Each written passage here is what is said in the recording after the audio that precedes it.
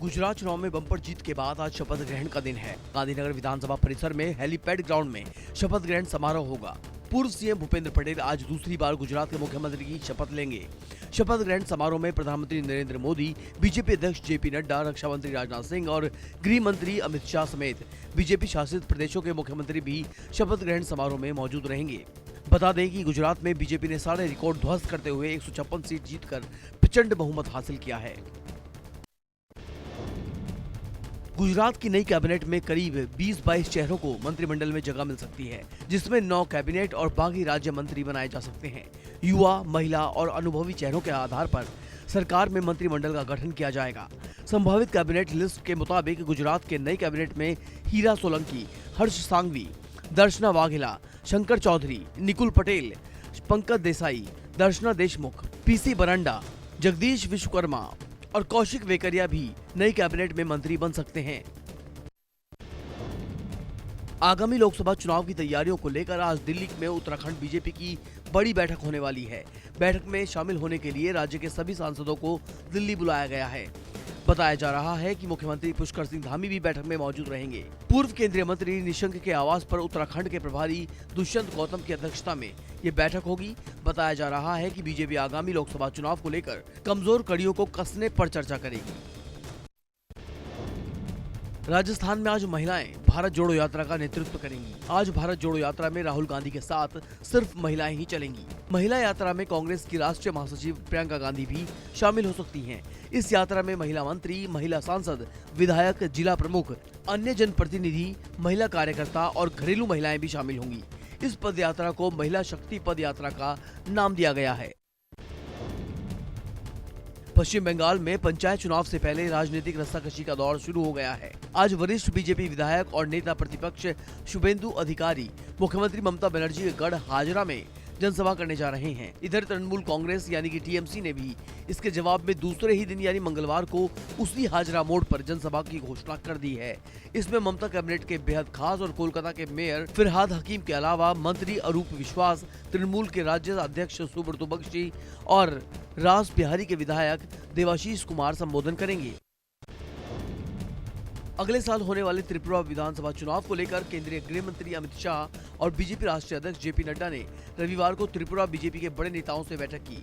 अमित शाह के आवास पर बुलाई गई इस बैठक में त्रिपुरा बीजेपी के कोर ग्रुप के नेता भी शामिल हुए। चुनावी रणनीति के साथ साथ बैठक में पीएम मोदी की 18 दिसंबर को प्रस्तावित त्रिपुरा यात्रा पर भी चर्चा हुई। इसके बाद बीजेपी अध्यक्ष जेपी नड्डा ने राज्य के प्रदेश अध्यक्ष राजीव भट्टाचार्य के साथ अलग से भी बैठक की। उत्तर प्रदेश के मैनपुरी उपचुनाव में जबरदस्त जीत हासिल करने वाली समाजवादी पार्टी की उम्मीदवार डिंपल यादव आज लोकसभा में संसद सदस्य के रूप में शपथ लेंगी। लोकसभा अध्यक्ष ओम बिरला मैनपुरी की सांसद डिंपल यादव को आज सुबह 11 बजे सदन की सदस्यता की शपथ दिलाएंगे। डिंपल यादव के साथ उत्तर प्रदेश के पूर्व मुख्यमंत्री और सपा अध्यक्ष अखिलेश यादव भी शपथ ग्रहण के समय डिंपल यादव के साथ मौजूद रहेंगे। युवाओं के लिए रोजगार के अवसरों को प्रोत्साहित करने के लिए राष्ट्रीय कौशल विकास योजना के अंतर्गत एमएसडीआई ने आज एक रोजगार मेले का आयोजन किया है। 25 राज्यों और केंद्र शासित प्रदेशों के 197 स्थानों पर प्रधानमंत्री राष्ट्रीय शिक्षुता मेला यानी PMNAM आयोजित किया जाएगा। इसमें स्थानीय युवाओं को अप्रेंटिसशिप के माध्यम से अपने करियर को सही दिशा देने का मौका मिलेगा। इन मेलों में कई स्थानीय व्यवसायों को बुलाया गया है। इस आयोजन में अलग अलग क्षेत्रों की कई कंपनियों की भी भागीदारी होगी। कुतुब मीनार परिसर में मालिकाना हक को लेकर साकेत कोर्ट में मामले में दाखिल पुनर्विचार याचिका पर फैसला सुरक्षित रख लिया गया था। दिल्ली की साकेत कोर्ट आज इस मामले में फैसला सुनाएगी। दरअसल कुतुब मीनार पर मालिकाना हक के मामले में याचिकाकर्ता कुंवर महेंद्र ध्वज प्रसाद द्वारा एक पुनर्विचार याचिका दाखिल की गई थी, जिसमें महेंद्र ध्वज प्रसाद सिंह ने इस मामले में खुद को पार्टी बनाने की मांग की थी। याचिकाकर्ता ने कहा था कि सरकार ने 1947 में बिना हमारी इजाजत की पूरी प्रॉपर्टी को अपने कब्जे में ले लिया था। हालांकि इस याचिका को अदालत ने खारिज कर दिया था। ज्ञानवापी श्रृंगार गौरी केस को लेकर हेट स्पीच मामले में सपा सुप्रीमो अखिलेश यादव, AIMIM अध्यक्ष असदुद्दीन ओवैसी और उनके भाई अकबरुद्दीन ओवैसी की मुश्किलें बढ़ सकती हैं। दरअसल वाराणसी के ACGM पंचम की कोर्ट ने हेट स्पीच मामले की सुनवाई के लिए आज की तारीख मुकर्रर की थी। पिछली तारीख पर अदालत ने इन नेताओं पर मुकदमा दाखिल करने के प्रार्थना पत्र पर चौक थाने से रिपोर्ट मांगी थी, जिसके आधार पर सरकार गलत बयानबाजी को लेकर तीनों नेताओं के खिलाफ कड़ा एक्शन ले सकती है। देहरादून के चर्चित अंकिता भंडारी हत्याकांड में एसआईटी को हत्या के आरोपियों का नार्को टेस्ट कराने की इजाजत मिलेगी या नहीं, इस पर आज फैसला हो जाएगा। आज इस मामले में कोर्ट में सुनवाई होने जा रही है। एसआईटी ने नार्को टेस्ट के जरिए इस हत्याकांड से जुड़े हर राज से पर्दा उठाने के लिए शुक्रवार को अदालत से हत्या के आरोपियों का नार्को टेस्ट कराने की मांग की थी, जिस पर आज कोर्ट सुनवाई करेगा। साथ ही हत्या के आरोपियों का नार्को टेस्ट होगा या नहीं, इस पर आज ही फैसला आने की उम्मीद है। भारतीय किसान यूनियन चढ़ूनी ग्रुप के नेतृत्व में आज यमुनानगर सरस्वती शुगर मिल के गन्ना वार्ड में किसान इकट्ठा होकर 11 से 1 बजे तक धरना देंगे। इस दौरान एसडीएम को ज्ञापन देकर गन्ने का रेट 450 रुपए प्रति क्विंटल करने की मांग की जाएगी। बता दें कि हरियाणा की शुगर मिलों को चले 1 महीने का वक्त होने को है, लेकिन हरियाणा सरकार ने अभी तक गन्ने का मूल्य निर्धारित नहीं किया, जिसकी वजह से शुगर मिलों ने गन्ने की पेमेंट शुरू नहीं की। इसकी वजह से किसानों को आर्थिक तंगी का सामना करना पड़ रहा है। आज हॉकी विश्व कप की ट्रॉफी करीब 47 साल बाद लखनऊ पहुंचने वाली है, जिसे रिसीव करने के लिए सीएम योगी आदित्यनाथ जाएंगे। दरअसल 13 जनवरी से ओडिशा में हॉकी विश्व कप की शुरुआत हो रही है। इससे पहले ट्रॉफी को पूरे देश में घुमाया जा रहा है। इसी क्रम में रांची से चलकर ये ट्रॉफी आज लखनऊ आएगी। इससे पहले साल 1975 में हुए विश्व कप के दौरान ये ट्रॉफी लखनऊ आई थी। ऐसे में करीब 47 साल बाद लखनऊ के लोग विश्व कप की ट्रॉफी को देख पाएंगे। दिल्ली की सीमा से सटे सोनीपत के राई में संयुक्त किसान मोर्चा के रविवार को ही सभा में किसान आंदोलन की आहट सुनाई थी। किसानों ने यहां भारी तादाद में इकट्ठा होकर पिछले साल किसान आंदोलन के दौरान मारे गए 750 किसानों को श्रद्धांजलि दी। किसानों की मांग है कि पिछले साल केंद्र सरकार ने कृषि कानूनों को वापस लेने के साथ किसानों से कुछ वादे किए थे, जिन्हें 1 साल पूरा होने के बावजूद अभी तक पूरा नहीं किया गया। किसानों ने चेतावनी दी, अगर सरकार ने जल्द मांगे नहीं मानी तो उन्हें दोबारा अपने हक के लिए सड़कों पर उतरना पड़ेगा। गुजरात में सरकार गठन से ठीक पहले आम आदमी पार्टी के एक विधायक ने अरविंद केजरीवाल का साथ छोड़कर बीजेपी का दामन थामने की खबरों पर खुद विधायक ने ब्रेक लगा दिया। हिसाबदार सीट से आप विधायक भूपत बयानी ने उनके बीजेपी में शामिल होने की खबरों को अफवाह बताया। उन्होंने कहा कि अपने निजी काम से वो गांधीनगर आए थे। उन्होंने ये भी कहा कि पीएम मोदी और पाटिल ने उन्हें जीत पर बधाई दी। हालांकि उन्होंने पीएम के नेतृत्व की तारीफ करते हुए कहा कि बीजेपी में जब भी जाऊंगा तो जनता से पूछ कर जाऊंगा। महाराष्ट्र के मुंबई पुणे एक्सप्रेस वे पर रायगढ़ में एक बड़ा हादसा हो गया।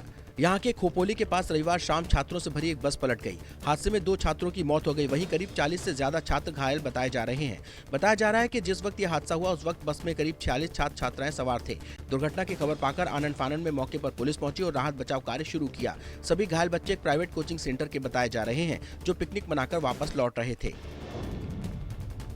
यूपी के मुरादाबाद में पुलिस ने बड़ी कार्रवाई करते हुए 6 बदमाशों को गिरफ्तार किया है। ये सभी बदमाश थाना मझोला में रविवार को लूट की योजना बना रहे थे। पुलिस ने इन सभी बदमाशों के पास से 3 तमंचे, 3 चाकू, लूट करने का सामान बरामद किया है। साथ ही चोरी की 2 बाइकें और 5 मोबाइल फोन भी जब्त किए हैं। पुलिस की माने तो ये बदमाश बिजनौर में बैंक और ठाकुरद्वारा में ज्वेलरी शॉप लूटने की योजना बना रहे थे। तभी पुलिस ने कार्रवाई कर इन सभी 6 बदमाशों को गिरफ्तार कर लिया। यूपी के कानपुर में पुलिस ने कार्रवाई करते हुए 4 बांग्लादेशी नागरिकों को गिरफ्तार किया है। इनमें आरोपी के साथ ही उसकी पत्नी और बेटा बेटी शामिल हैं। ये सभी भारतीय बनकर कई साल से कानपुर में रह रहे थे। इनके पास से भारत और बांग्लादेश के 2-2 पासपोर्ट मिले हैं। पुलिस के मुताबिक आरोपी पाकिस्तान की यात्रा भी कर चुका है। उसके पास से भारी मात्रा में कैश और अमेरिकी डॉलर मिले हैं। रिजवान 40,000 रुपए का मकान का किराया देता था। उसका हाई प्रोफाइल खर्च कैसे चलता था। राजस्थान के बाड़मेर से एक रेप का मामला सामने आया है, जहां एक दिव्यांग लड़की के साथ दुष्कर्म किया गया। पुलिस ने मामले में 2 आरोपियों को गिरफ्तार कर लिया है। आरोपी प्राइवेट कॉलेज के मालिक का बेटा और क्लर्क है। दिव्यांग लड़की आरोपी के कॉलेज में पढ़ती थी। पुलिस ने बताया कि 24 नवंबर को 20 साल की लड़की से रेप किया। पीड़िता के परिजनों ने इस संबंध में धोरीमन्ना थाना में केस दर्ज कराया था। मामले की जांच के लिए टीम गठित की गई। पुलिस आरोपी सुनील बिश्नोई और भजनलाल बिश्नोई से पूछताछ कर रही है। आंध्र प्रदेश के दक्षिण जिलों में चक्रवात मैंडूस के कारण आई बारिश संबंधित घटनाओं में एक व्यक्ति की मौत हो गई और करीब 1000 से ज्यादा लोगों को राहत शिविरों में रखा गया है, तो वहीं कई हेक्टेयर फसल खराब हो गई है। वहीं जिला प्रशासन को जरूरी एहतियाती कदम उठाने के लिए संवेदनशील मंडलों और गांवों की लिस्ट भेजी गई है, जिसमें बताया गया है कि 12 दिसंबर को राज्य के कुछ स्थानों पर हल्की बारिश और मध्यम बारिश होने की संभावना है। वहीं बारिश की वजह से 4647 हेक्टेयर में फैली कृषि फसल बर्बाद हो गई है, जबकि 170 मकान क्षतिग्रस्त हो गए। छत्तीसगढ़ के नारायणपुर में रविवार को पुलिस और नक्सलियों के बीच मुठभेड़ हो गई। घात लगाए नक्सलियों ने पहले आईईडी ब्लास्ट किया और फिर जवानों पर अंधाधुंध फायरिंग कर दी। इस पर जवानों ने भी मोर्चा संभाल लिया और जवाबी कार्रवाई में नक्सली जान बचाकर भाग निकले। इसके बाद इलाके में जवानों की ओर से सर्च ऑपरेशन चलाया जा रहा है। मामला ओरछा थाना क्षेत्र का है। करीब आधे घंटे तक दोनों ओर से गोलियां चलती रहीं। इसके बाद जवानों को भारी पड़ता देख नक्सली जंगल की ओर जान बचाकर भाग निकले।